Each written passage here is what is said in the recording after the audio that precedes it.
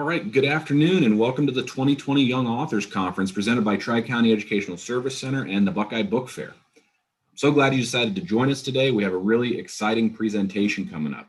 My name is Andrew Johnson and I'm going to be your host for this afternoon's session. Before I introduce our featured author illustrator, I want to make sure everybody knows how to navigate both the Buckeye Book Fair and the Young Authors Conference website. So first, to go to the Buckeye Book Fair, just type in buckeyebookfair.org into your web browser. There you will come up on the landing page, the home screen of the Buckeye Book Fair, where you can find links to the actual virtual book fair. That's where you can go to purchase books. There are also links to other presentations that are available, as well as links to all the authors who are part of the Buckeye Book Fair event. So I encourage you to go to buckeyebookfair.org to check that out. Now, additionally, you can go to the Tri-County ESC's Young Authors website, which teachers, you've already had this link shared with you. I encourage you to share that with your students if you have not already done so. It's on this page where you will find links to ask questions to our authors. So you can go to that website, click on the link underneath our featured author illustrator for today, Mr. Jerzy Drozd, and there you can ask your questions. Additionally, during the presentation today, Jerzy's going to ask some questions of you. So feel free to use this link to answer the questions that he asks during the presentation. So we're going to try to make this as interactive as possible for you. So use that link to answer questions that Jerzy asks. So with that being said, I am excited to introduce our author illustrator, Jerzy Drozd. Jerzy is one of the artists of the Warren Commission Report. He leads cartooning workshops for children and teens in libraries and schools, as well as for teachers who want to bring comics into the classroom. He also podcasts about comics and how to draw them. Jerzy's drawn special projects for Glencoe McGraw-Hill, Marvel Comics, which is pretty cool, Viz Media, and others. Jerzy is also the author of Science Comics, Rockets Defying Gravity. Today, he's going to focus on a graphic novel writing workshop. In the session, we're all going to learn how a cartoonist uses drawings, panel size, and crazy sound effects to immerse readers in the story. Cartoonist Jerzy Drozd will discuss the fundamental comics, storytelling principles, after which you'll be able to create a short comic story of your own. Jerzy and his wife live in Columbus, and their new book is Science Comics Rockets. So welcome, Jerzy. Thank you. And to everybody watching, if you could turn to your teachers and to the Buckeye Book Fair right now and give them a round of applause for making this all possible, because when I was a kid, which was a long time ago in the 80s, I remember my teacher calling my parents on the phone saying, "I'm very concerned about your son. He's drawing Spider-Man too much." Drawing was not considered writing when I was a kid, and it's super, super awesome that these educators are bringing artists and cartoonists into your classroom to teach you how to write with images. So I think they deserve a round of applause for that, for sure. So, okay. So yes, as Andrew said, my name is Jerzy Drozd. I'm a cartoonist and teaching artist, which is to say a person who makes comic books and then teaches people how to make comic books. And I've made a lot of books over the years, like Science Comics Rockets, which was mentioned, the Warren Commission Report, which is about the Kennedy assassination. I've also done a short story in the Hello Kitty, Hello 40 anthology. So I've drawn Hello Kitty professionally. That's one of the neat things about this gig is you could draw all kinds of things and it never gets boring. Now, what we're going to do is we're going to go through some thinking strategies, like looking at some examples and talking about how comics work. We're going to unpack like what cartoonists are actually doing when they're making comics. And then I hope everybody has some pencil and paper because we're going to do a little bit of drawing at the end and do a little bit of a magic trick where you're going to turn shapes and lines into things. But before we do that, we got to do a little bit of thinking. So this is not a trick, by the way. This is not the professional artist coming into your classroom and saying like, aha, you picked the wrong one. Only the smart people win. This is a taste thing. This is like, if you like to draw or if you like art or if you like comics, You probably like some kinds of comics better than other kinds of comics. And that all boils down to taste. And taste is what attracts you to the arts in the first place. And often we don't really know what's informing our taste. We just know that like, no, that one's better. And I can't tell you why, but I think that one's better. Now, today I'm actually going to ask you why. Got these two pages, one on the left, one on the right. And I'm going to ask you to decide for yourself. No right or wrong answer on this. This is purely a taste thing. Which one do you like better? And if you can, tell me what you're noticing that makes you say, that's why I like that one better. If anybody has an opinion, you could type it into the chat, and Andrew can relay it to me. Some different opinions on which one you like better and why. I mean, there's a lot of differences that we see on those two pages, right? And it's not important that you can read them either. It's not. I'm just basing this on what you see. Like, what do you see in the visuals that makes you say this one's more attractive than the other? I'll give you like 20 seconds to get some ideas in here. And then we can move on. I bet we have some opinions.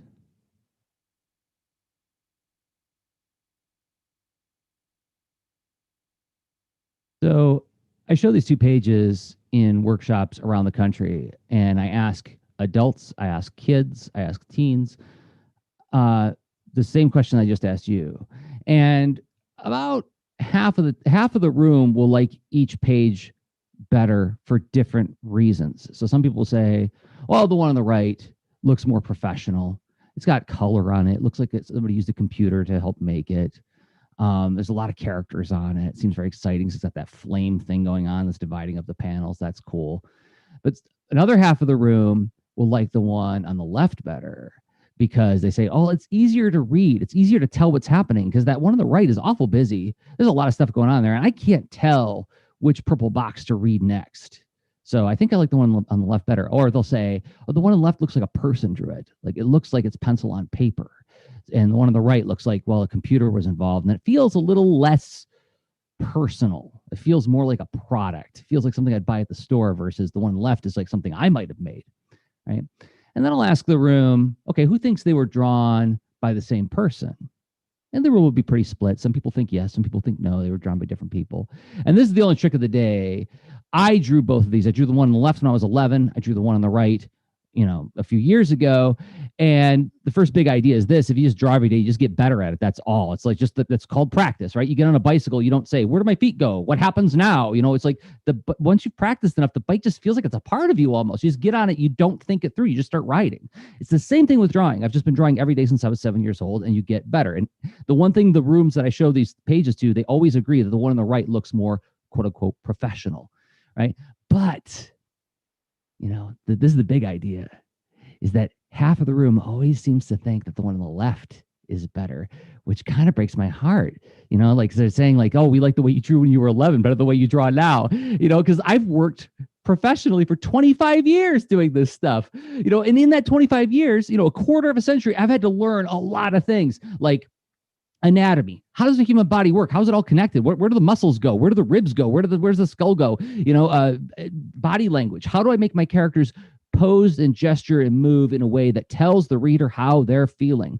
Or perspective, drawing an object so it looks like it exists in 3 dimensions, right? Because you're trying to represent a real world most of the time. Or fabric folds. This one's super tricky. Different fabrics interact with bodies in different ways. A leather jacket folds differently than, say, a cotton shirt.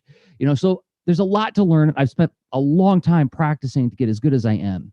Now, a few years ago, actually about a decade ago, I made this graphic novel called The Front Rebirth, and you can find it online for free. And in it, I introduced a character named Jerzy the Abominable Snowman, who became the most popular character in the comic. Why? He's a big furry monster with the mind of a child, and he's not evil. He's just mixed up with the wrong crowd, and he kind of talks in baby talk. And I got lots of emails from my readers saying, we love Jerzy, do more stories about Jerzy. Every time Jerzys in the comic, we have a marvelous time. So as a thank you note to my readers one year, I decided to make a holiday card, but make it as if it was drawn and written by Jerzy. Okay, so holiday card from the mind of a child, and it looked like this. And my readers went bananas. I said, Jerzy, this is the best thing you've ever done in your entire life. Do a whole series like this. And I said, hold on, 25 years practicing all this stuff. And you're telling me that all I had to do to make you happy was a 5-minute dopey crayon comic? How could that be? Were my readers dumb? No, they weren't. They were teaching me something. And this is the big idea today. If you get nothing else out of this session, I hope that you'll understand this, is that you don't have to be a great illustrator to be a great storyteller. Comics is telling a story with images, regardless of the quality of the images, which sounds weird, right? Comics are made of drawings. So of course you have to draw well. Not necessarily so. In the bottom right of this slide here, we could see a technically accurate illustration of a college professor boring students. And in the upper left, so bottom right is the professor with the students. Upper left, we see a crude crayon drawing of dinosaur ghosts watching TV with monsters. Which one activates the imagination and invites you to wonder, right? So it's not about drawing well as much as it is about how you use certain design principles. And to back up my idea a little bit further, here are two artists who are, much more famous and wealthy than me. And this is how they draw. xkcd.com is written by a guy named Randall Monroe. He doesn't even put faces on his characters. How is it that he's more famous? Well, it's because he knows how to use certain design principles really, really effectively, okay? So what we're going to do next is we're going to talk about those design principles. It turns out that if you know how to use four tools, four sort of molecules of cartooning, and if you know how to use them thoughtfully, you can make really effective, moving, interesting comics even if you don't know how to draw that well, okay? So you can think of these as molecules, like molecules make up all matter, right? Like molecules make up air, molecules make up water, molecules make up the table that you're sitting at right now. It's like you just rearrange the molecules in different ways and matter takes on different states. This is sort of the same idea, but you rearrange these design molecules and you get different kinds of story or meaning. So what do I mean? There's four tools. Let's go through them real quick. The first tool is shape. I'm going to draw two shapes. I want you to think about this carefully. It's a weird question, no right or wrong answer, but you got to explain why you're thinking what you're thinking. All right, I'm going to draw this shape. I'm going to draw this shape. And now I'm going to ask you, here comes a weird question. Which one is the friendly shape, the kind shape, the approachable shape, and why? Right? Let's think about it just for a second. But we have some opinions on this, and like some like just gut reactions to it too. Like we know it when we see it. It's something that's like buried deep in our DNA and like our primal, evolutionary experience, right? Like when I was in, middle school, I remember taking math class. I remember thinking 3 looks like a nice number, 7 looks like a mean number. Now I may have that thing called synesthesia where you associate different feelings or emotions or smells or taste with other sort of sensory data. But I think what I was detecting is that if you take a 7, take another 7, another 7, 7, 7, 7, 7, 7, 7, 7, 7, 7, right? Nature is filled with dangerous and dynamic things that are pointy, right? Pointy things equal dangerous and dynamic in our brains. That's why yield signs are triangles like this, because it says something to the deepest part of our brain to say be careful, watch out, be alert to something. And I think this comes from our evolutionary experience. Like when we were primitive people around a campfire and we saw something pointy and glistening in the woods, that's teeth, watch out, right? Circles make us think of non-threatening, non-dynamic things like babies. And if we see a chubby little baby waddling towards us, we're not going to say, oh, careful, it's dangerous dynamic. Maybe some of us don't really care for babies. That's fine, but we're not going to necessarily feel like, oh my gosh, watch out, there's a baby in the room, right? But behold the terror of triangle baby. And we say, oh no, mom, dad, there's a triangle baby in the room. Somebody, call triangle baby patrol, get him out of here, right? Now, there is a fancy word that some of you may know called an adjective. What's an adjective? Right? An adjective is a word that describes a noun, right? It's a describing word. Noun, baby. Noun, baby. I change the shape of that baby, and it changes how you feel about the baby. Shapes make us feel things. Right? That is writing with images. That's using images to convey feeling and meaning, right? We might remember this movie from a few years back. Yeah, it's Baymax. And what happened in the story? Hero tried to turn Baymax into an action hero, and I got to change my ink color back to black. Come on, pen, work with me here. Here we go. And he put that armor on him, and Baymax says in the script, this armor conflicts with my lovable, huggable design, right? He's designed to be a medic robot. He's supposed to make people feel better, so they chose smooth shapes in his design in the story, right? Squares make us think of stable, structural. Buildings are made of shapes, so trustworthy, strong, confident, right? So shapes make us feel things, and if you rearrange those shapes in different ways, it changes how people feel about them. And we'll talk about this more in a little bit, but like right there, we could tell the difference between these two characters based on the shapes that they used, right? We have a gut reaction to it. Okay, shapes make us feel. That's the first tool. The second tool is size. Okay, I'm going to draw an angry person twice. I'll try to get it the same as possible. And now here comes the weird question again. Which one feels angrier, right? I bet we have some opinions on that. A lot of us, not all of us, a lot of us are going to say the bigger one, right? Some of us may say the smaller one feels like he's pushing all of his anger inside and is making him feel really tiny, and it's like he's ready to explode. But when he explodes, it's going to be big, right? And again, the way cartoonists think is they make associations with real life, like just like we do with the triangles. Like there's things in nature that are dangerous and dynamic and that are pointy. Size, well, what do you do with your body when you tell a secret? You get small, right? I'm passing you a note, don't want you to see what I'm doing. What do you do with your body when you want to get somebody's attention across a park? Right? You get big. Big equals loud. Big equals emphasis, right? What's this got to do with comics? Well, you may have noticed that comics are made of these boxes that we call panels. Each moment of the story is contained in this box that we call a panel. Now, if I'm telling a story about Calvin and Hobbes eating a peanut butter and jelly sandwich, and then the world explodes, right? Which one am I going to use the big panel for, right? Yeah, I'm probably going to use the small panel, and please forgive my crude Calvin and Hobbes. I'm not worried about drawing well here. I'm worried about just exploring these ideas of how we use shapes and size to communicate meaning. So we can, as long as we can tell that that's Hobbes, the tiger. And then, yeah, there's the quiet moment of eating the sandwiches. And then we need a bigger panel for the moment that's louder, has more emphasis, right? So size makes us feel things. That's the second tool. Okay, now we get to my favorite tool. This one's weird. This one is kind of like poetry. I don't know if anybody in the room enjoys poetry. I love poetry. So like, in the way, the thing that I love about it is how not literal it is. Like if I say, oh, Benjamin, you are a rose. Oh, Benjamin, you are a swan. And if Benjamin says to me, make up your mind, one or the other. Did Benjamin get what I'm talking about? Probably not, because I'm not saying that Benjamin is literally a rose and a swan. I'm saying that Benjamin is like those things. He shares qualities with those things, right? So it's figurative language. Comics does the same thing. I should say cartooning does the same thing. And one of the tools that it does that with is this thing that we call line.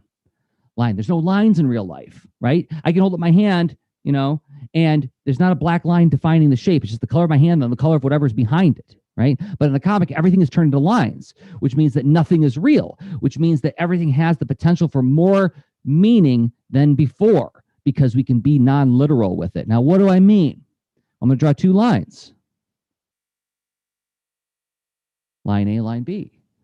And which one is the calm line, right? Most of us are going to point to A because we think of, oh, calm water. Nice day for sailing on the ocean. Line B is, uh-oh, oh no. Choppy water, storm came, right? So, and, you know, might think of like, line B could be like a cardiogram. Some of you might have said that, you know, like, oh, okay, it's like the beeping of the heart. And it's like, uh-oh, right? There's nothing calmer than that second one, right? So what's this got to do with comics? Well, let's draw that angry guy again twice. This time I'm not changing the shape. This time I'm only changing the line.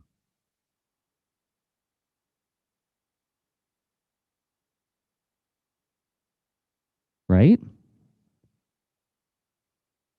He was angry. He was furious, right? You don't even have to know how to spell furious, but you can draw furious just by changing the line, right? It looks like he's shaking, right? And again, if you go up to someone who's very literal, the person who said make up your mind to me when I said they were a rose and a swan, they're going to say, well, that line's not moving. I'm looking at it all day. I'm going to zoom in real close on it. That line is not moving. I swear it's not moving. It feels like it's moving. And this is the cartoonist's job, is to make the audience feel things using shape, size, and line. Before we move on to the final tool, I want to talk about putting the first three together, okay? And we'll see what happens. So I'm going to write a line of dialogue. This is like, dialogue is what? It's characters saying something in a story. So I'm going to write it 3 times. I'm going to try to write it as similarly as possible. I'm not trying to change it at all.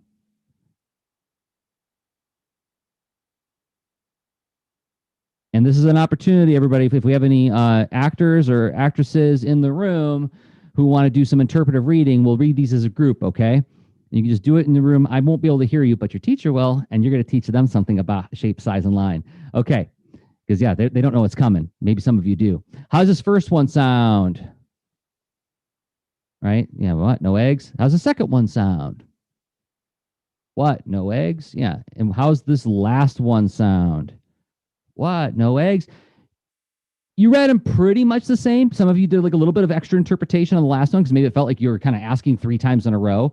But why would you read them any different when it's the same information? It's the same line. So why would you read it any differently? There's some data missing here. Now, what I'm about to show you, you're not going to be able to unsee. All I'm going to do is change the shape and the line and watch what happens.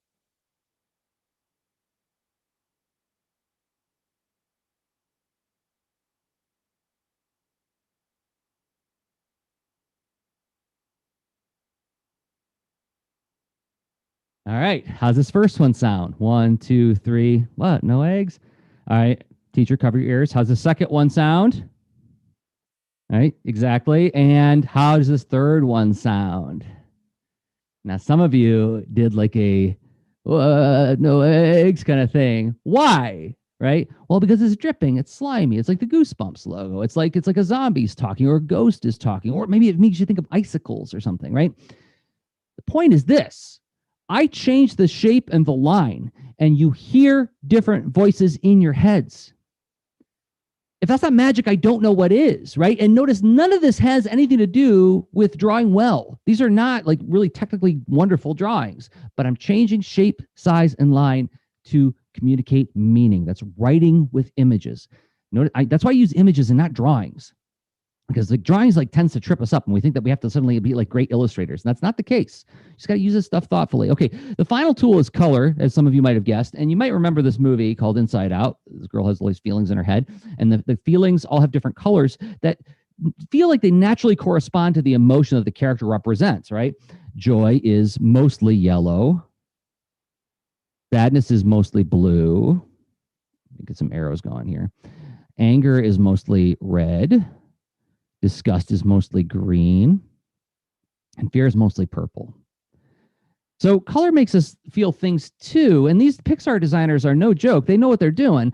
So as I was puzzling it out, like, why would they make them these colors? I'm like, well, of course red feels like anger, because maybe when you're angry, you get a little flushed, you feel a little hot, right? But maybe I blush or I feel a little hot when I find out that my secret crush knows that I have a secret crush on them. What emotion am I talking about? That's not anger.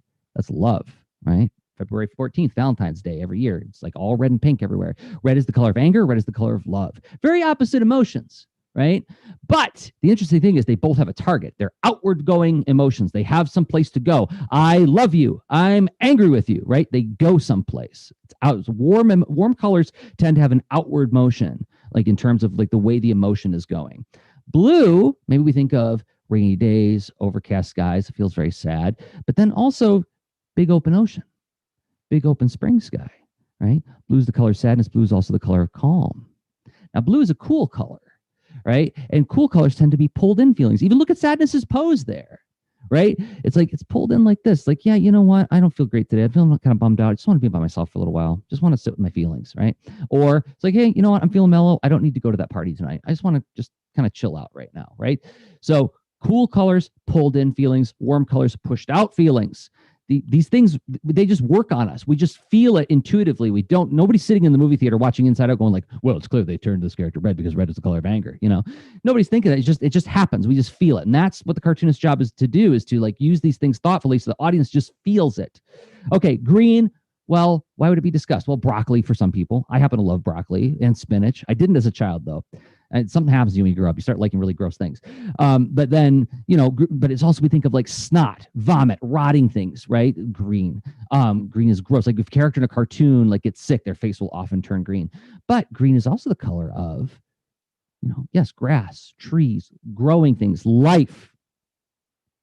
Look at that. Green is the color of rotting things, and it's the color of growing things. Very opposite things, right?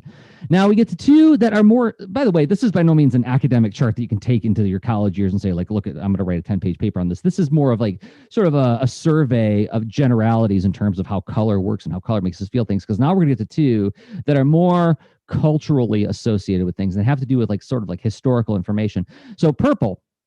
I was trying to figure out, why would they make fear purple? That's weird. That's a weird choice because I love the color purple. I don't feel fear when I see it. But then I got to think about these opposites, these other characters. And I thought, okay, well, historically speaking, who wore a lot of purple? Like in medieval times, who wore a lot of purple? Right? Yes, royalty, nobility, right? Why? Because purple was a really hard color to manufacture in those times. And so only fabulously wealthy people could wear it. And the thing about being fabulously wealthy is you get to sort of tell the world about who you are in a way that people who aren't fabulously wealthy can't. So they got to self-describe as, we are very noble people. We are the nobility. Well, let's take that aside, push that aside for one moment. Just take the word noble and think about King Arthur and the noble knights, chivalric nobility, like a noble knight. Would a noble knight lie to their parents? Probably not. Would a noble knight steal candy from a child? Absolutely not, right? Nobility in that context is truthfulness, honesty, bravery, courage, and like a sense of responsibility. So purple is the color of nobility. I'm not talking about rich people. I'm talking about people of noble character or noble bearing. And then I would say maybe purple isn't the color of fear, but purple is the color of mystery. Right? Because mystery is what makes us feel fear. Like when it's dark, we don't know it's there. That's when we feel fear. Mysteriousness. Wizards wear purple, right? I don't know if anybody here's watched that Netflix series, Voltron Legendary Defender, but it's like the Galra, who are the bad guys in the first season, purple skin. All the computers are purple. When they fly, like the trails that their spaceships make are purple. Their lasers are purple. Everything about them is saying like, we're mysterious and scary because we put purple all over our stuff, right? And it gets used in a lot of villain design, going back to that example I showed you a moment ago, right? Look at the difference in reds between our hero, red, white, and blue, oh, say, can you see? And our quote-unquote villain, who has much more purplish reds, right? And darker colors, pointier shapes. And there's a whole business of the body language, too. He's got his finger on his chin. He's like calculating something. He's scheming, right? So this is how you use shape, size, line, and color to communicate characters. Okay, let's get to yellow, and then we'll move on to get your pencils ready. We'll do some drawing in a second. Yellow, we think of, summer day, sunny sky, right? Now we're going to get to a cultural thing that I don't expect many of you to know because it's really old-timey, and I don't think it gets used a lot. And this actually goes back like 150 years. But if you have two cowboys about to have a showdown, and one of the cowboys says to the other cowboy, draw, or are you nothing but a yellow-bellied sidewinder? What is that cowboy saying about the other cowboy? What's he saying about their personality, right? Some of you might have said, well, he's saying that they're a coward, right? Yellow is the color of cowardice. Now, how is that opposite from joy? Well, joy is an inclusive emotion. I feel great. So look at Joy's pose. I want everybody to feel like this. Oh my gosh, this is the best. A coward is a very exclusive or selfish person, right? Joy is selfless. It wants to give. Cowards want to take. So like if I'm in the room with you in the classroom and a bear comes in and I say to all of you students, sorry, I'm out of here. You're on your own with the bear. I'm a coward, right? Because I'm abandoning other people and preserving myself. It's a selfish kind of fear, right? That's the bravery is, showing courage in the face of fear. Everybody feels fear. How you react to it defines what your character is. So color makes us feel things. And we've recombined these things with, shape, size, and line. Again, it doesn't matter how great you draw. Whoa. And the master. I did not mean to do that. I hit the wrong button. You got a preview of something I do in my other classes where we actually redesign He-Man characters. Okay, so where was I? Oh, I was going to go to this very briefly, and I was going to page down to, yeah, you can have good, heroes who have very different shapes, but they're both, heroes, but very different kinds of heroes based on the colors and the shapes they use. Yeah, you can have different video game heroes who are both, really, really good people, but have different attitudes based on the shapes that they use, even if they use the exact same color scheme, And Disney villains are a great place to look for this kind of technique of like, look at the shapes they use, look at the colors they use, right? And look at how Maleficent and Hades share a lot of the same colors, but Hades has some smoother shapes on him because he's a bit of a funnier villain than Maleficent in the Sleeping Beauty movie. Okay, so you get the idea. So let's clear this real quick. And what I'm going to do now is, now comes the drawing part. We're going to blast this very quickly. I want you to watch what I do and how I do it. So nobody's drawing yet. Just going to watch what I do and what I do, or how I do it. Okay. So first I'm going to go, and then I'm going to go, and then I'm going to go, and then I'm going to go. Oh, what am I going to do here? How about like this? Does it look like I thought very hard about that? No, I did not. I just drew 4 closed shapes very quickly. So I want you to do the same thing right now with your piece of paper, your pencil, draw 4 closed shapes. If I catch anybody doing this, you're disqualified. No thinking about it. Just go from the gut. Just draw 4 closed shapes. Go.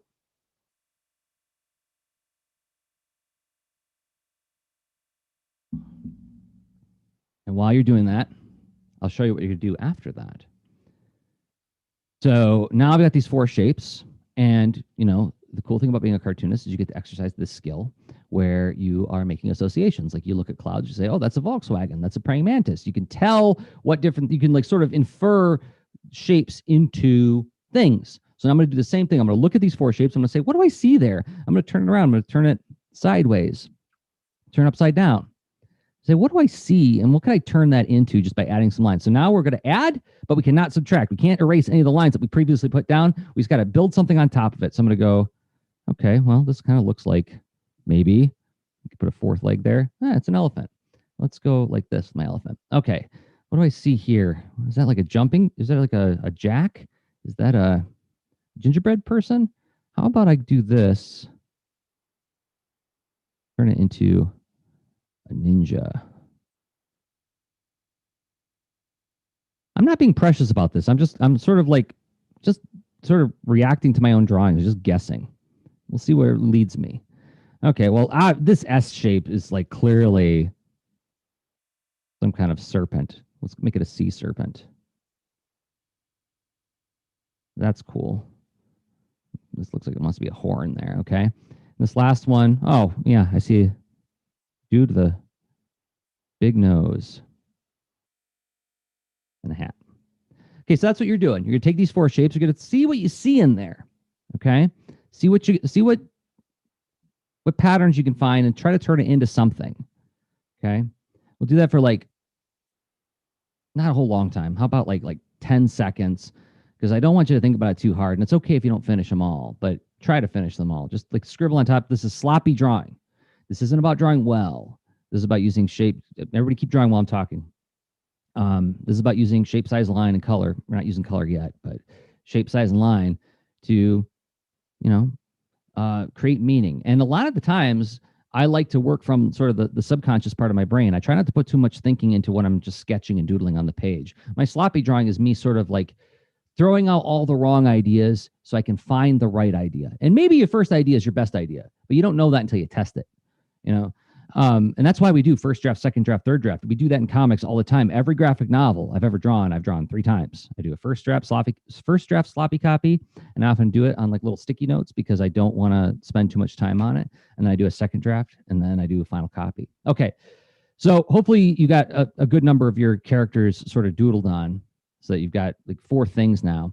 Now, what I'm going to do is I'm going to like look at them and I'm going to ask myself, what are some emotion words I associate with these images? I look at my elephant, like what emotion word would I give it? Well, maybe happy, maybe silly, maybe fun. You can tell it's got little cute eyes. It looks like it's a happy elephant. Oh, my ninja. Well, I'm going to say Stealthy, sneaky, quiet. Here's a fancy word if you want to learn, have a vocab moment. And this is one of the fun things about comics. You learn a lot of vocabulary is aloof. You know, aloof means like not part of the group, aside, detached, a loner. All right, my sea serpent. What would I give this one? Oh, I'm going to say snarky, mean, nasty. And I just write these words right next to the character just like that. And then my dude with the hat, I'm going to say snobby and maybe proud. Snobby and proud. Okay. So that's what you're going to do with your objects that you created now, right? And even a shoe can have a feeling. Pixar's shown us this with movies like Cars, right? Toy Story was about inanimate objects, right? So anything can have a personality if the cartoonist breathes life into it. So write down a few emotion words for your characters. Just write it right next to them. Like, what feelings words do you think of? And they don't have to be like really fancy words. It could just be like happy, sad, grumpy. But if you want to get fancy, this is an opportunity to do it. Where like you could use words like disinterested. What would be another fun word? Uxorious. It's like this is where breaking out a thesaurus or a dictionary could be fun. And I actually genuinely do love looking up new words. When I was a kid reading Marvel comics, when characters like Doctor Doom would say like, I want that xanthipic chrome visage twit and his uxorious consort winkled out of my sight like the limacious bivalves they are. As an 11-year-old, I was like, what are all those words? I better go look them up. And I did. And a limacious bivalve was just a clam joined at the hip. He was saying these two characters. So things like you get to expand your vocabulary and sound a lot fancier sometimes, like supercalifragilisticexpialidocious. All right. So do we have some words written around our characters, at least a couple? You don't have to have a lot. Now comes the wild part, because we are going to get rid of 2 of these shaped characters that we've made so far. What? We put all this work into it. We haven't put that much work into it. We've been doing this for like 5 minutes. So, and this is also something that you discover in comics is that, like not all of your ideas are the best one to go with. So you're going to pick your 2 favorites. Pick your 2 favorites, and then you're going to get rid of the other ones. I'm going to decide to keep my elephant and my ninja. Nope, I take it back. I'm going to keep the elephant and the sea serpent because I feel like happy, silly, and fun and snarky, mean, and nasty are really good opposites. So I'm going to go ahead and delete these 2. You could just use another sheet of paper. You can just X out over the ones you don't want to keep. And now what I'm going to do, and this is the trickiest part of the day, okay? I'm going to ask you to think really hard and a little bit abstractly. I'm going to make an opposite for each of these 2 characters. And what do I mean by opposite? I'm going to think about opposite in shape, which is weird. How can you have an opposite? What's the opposite of a triangle? Well, maybe a circle. Maybe smooth shapes are opposite of pointy shapes. A square is balanced, so maybe an imbalanced shape. But I'm going to think opposite in shape, but I'm also going to think opposite in personality. Okay. And what opposite feelings I can think of. And there's a lot of range here. There's a lot of room for interpretation. No right or wrong answer, but I'll demo this and I want you to do the same thing. So I got this smooth shaped, happy, silly, fun elephant. I'm going to think of gloom, opposite of happy. I'm going to say, oops, drop my pen. I'm going to say gloomy, dour, right? So somebody who's gloomy and dour. Dour is like kind of a mean expression, like and almost like coldly angry all the time. Some adults might seem that way to you sometimes. So okay, and then let's think of opposite shapes. I'm saying something kind of like not so smooth, pointier, and smaller than an elephant too. I'm thinking about the opposite in terms of size. So something small and pointy. Oh, I've got it. I'm gonna do a little hedgehog. Something that's pointy and give it like kind of a grumpy or gloomy expression. This is my emo hedgehog. And how do I know he's emo? Well, I'm gonna make sure his bristles are black. He dyed them black. He's like, you don't know me, right? So he's like the Kylo Ren of hedgehogs. Okay, now I've got my sea serpent. I'm gonna make an opposite of the sea serpent in terms of shape. Well, we got this smooth S shape. Let's do something more angular. And something that's not snark. What's the opposite of snarky, mean, and nasty? Probably kind and generous. So let's say kind, generous, and giving. But it's got to be different shapes. So something that's angular, it's like pointier and angular, more spiky, or I would say just angular. I wouldn't say spiky. But is a giving character. Well, how about I do something of a robot?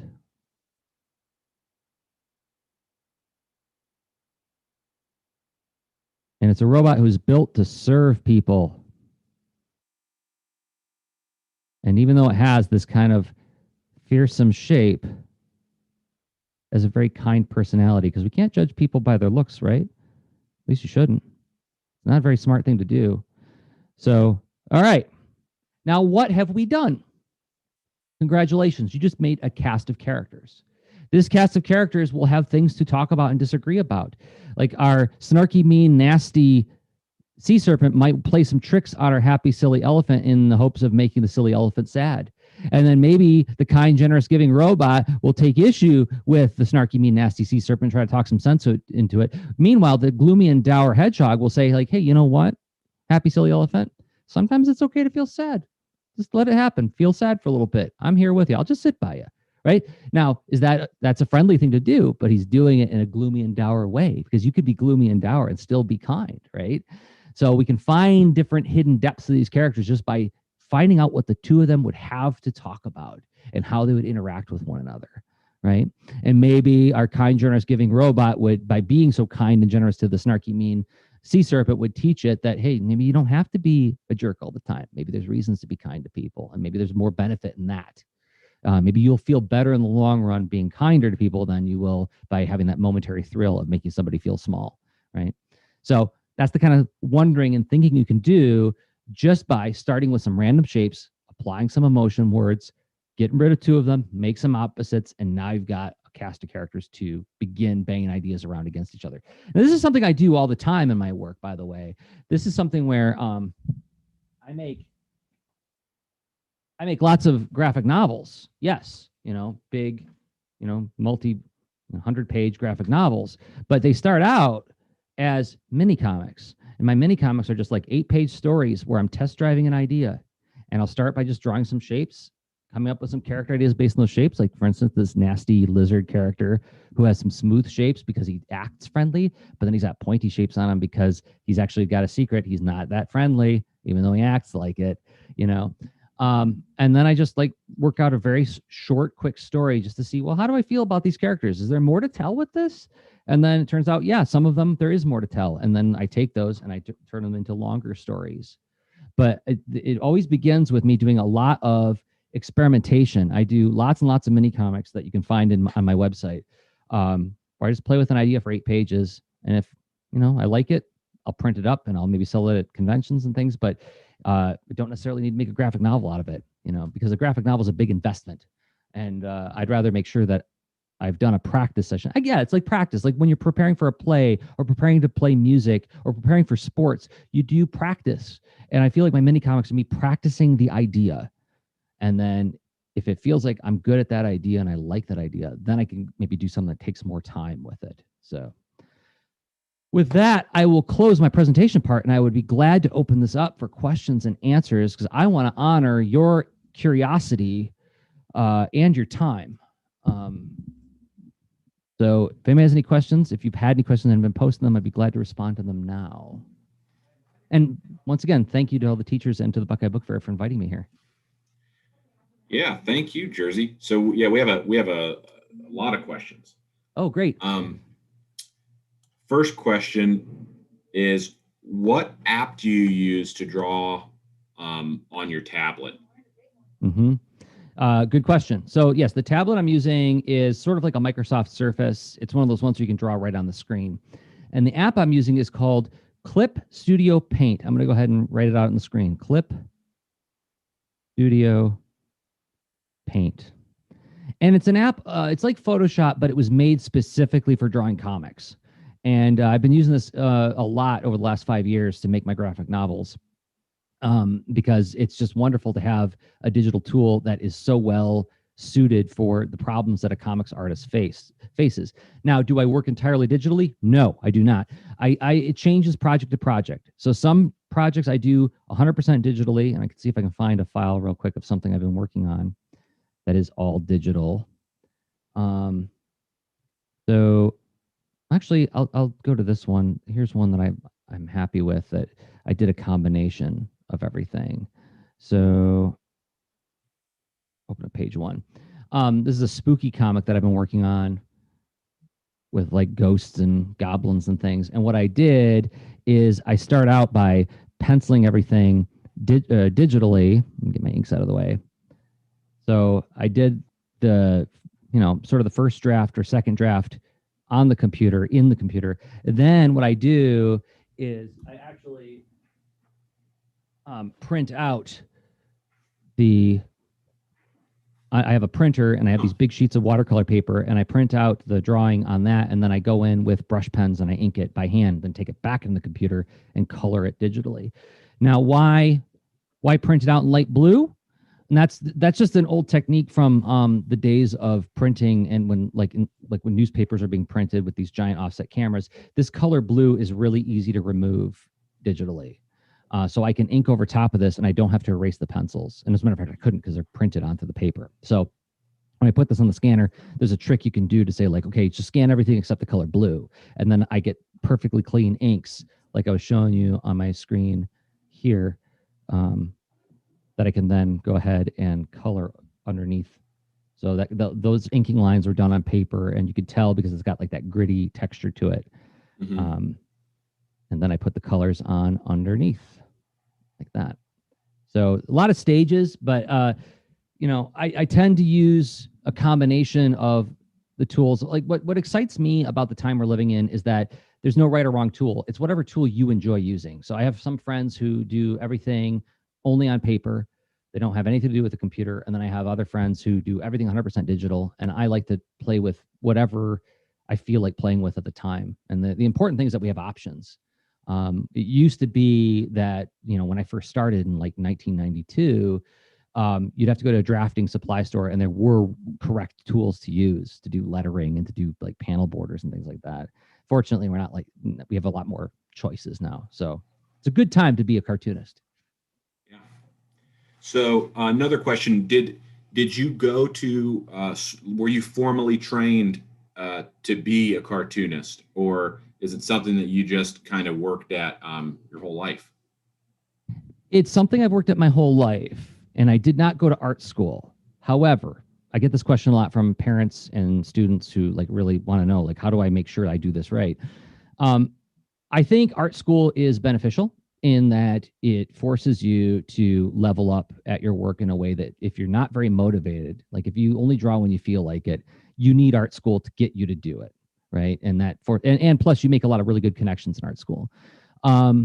If you draw even when you're not supposed to, if drawing feels like the most natural way to communicate, like I think personally drawing is my first language and talking is my second language. Then you're going to level up no matter what. You're just going to get better at it because you're doing it all the time. However, because comics is writing with images, I did go to college and I studied mythology, religion, folklore. I learned universal storytelling because I knew that would, even though I didn't need anybody to force me to draw, I certainly needed to find out what was available to me as far as the human experience and what are things that we as people are dealing with since the beginning of time, so I can write stories that appeal to those ideas. So I would say school is great either way. It depends on your temperament in terms of like, if you need somebody to push you to finish your drawing projects, yeah, probably go to art school. If you don't, school still has something to offer you. If not going to school, go to the library and use your library a lot. That's something else I did, is I was in my library all the time, consuming as much as I could about world religion, mythology, history, all those kinds, like the humanities is what they call that subject. So. About how many hours a day do you put into creation? That's a very good question. And what it points to is that there's no, like, this is important to understand, is there's no sort of speed limit, and there's no cruising speed for artists. Like everybody draws at different speeds. Everybody. I have never spoken to another artist who like matches perfectly what my speed is. But to put it in perspective in terms of setting some kind of expectation, a page for me can take anywhere between 4 hours to 16 hours to create, depending on the complexity of the page.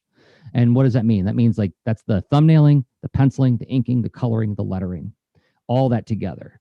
So if it's something where there's like a lot of cars or a cityscape, something with a lot of complex images to it, that's going to take longer than something that's like just like a bunch of, you know, close-ups of people's faces. But you can expect to take anywhere between 4 to 16 hours per page. Okay, well now we're gasping, right? Because we've read a 150-page graphic novel in one sitting. Yeah, an average reader looks at a page about 3 seconds. And you put 16 hours of work to that page, right? But that's the trade-off, is that like if you think about film, a movie, like minute for minute, there is so much thought and preparation and work that got put into that 60 seconds that you watched on screen. It's like that with anything. Anything that is worth experiencing has an enormous amount of thought, intentionality, and craftsmanship behind it. And I would also frame it up this way too, is like, okay, that's 16 hours. I got to live with this page. Aha, that's 16 hours. I get to sit at a desk and draw, which I love to do, and listen to YouTube Let's Play videos of people playing video games. So I'm listening to video games being played and listening to people react to it while I'm drawing comics. That is not a bad job. and then I get money for that. That's pretty fantastic. So another question in. What was your first comic?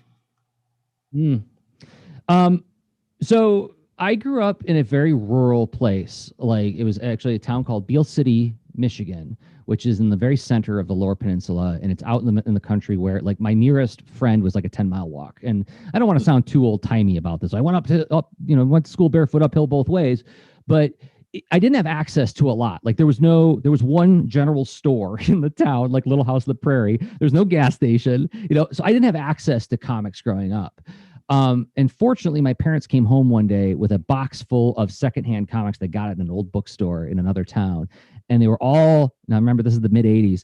They were all from the 1960s. So it was a whole bunch of really old comic books, old Superman, Batman, Casper the Friendly Ghost, Richie Rich. But so the first one that I remember like grabbing me and like really like, it was the moment when I knew I wanted to make comics, was Crisis on Infinite Earths, issue number 3 from the summer of 1985. And in that issue, if you haven't heard of Crisis, because the CW did a TV version of the Crisis story, it was literally all the heroes of the DC universe and all the villains of the DC universe team up against one super bad character.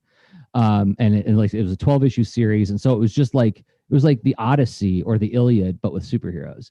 And I remember putting the comic down and I almost felt out of breath because it was just such an exciting thing to read. And I remember, the memory is that I said out loud to nobody, is that I'm going to do that.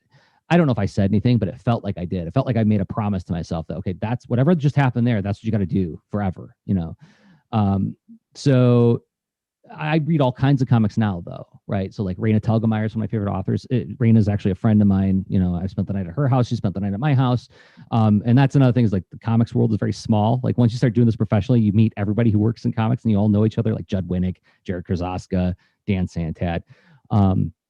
And I read all their works too.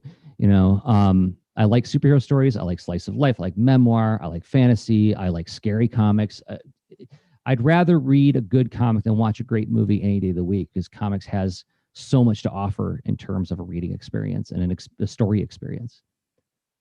Do you have a favorite character to draw, or do you have a favorite character that you ever created? I think I do. So there's a comic that I do called Boulder and Fleet Adventures for Hire. And in it, the story is about a bear and a bird who are best friends. And there's a better picture of them on the back.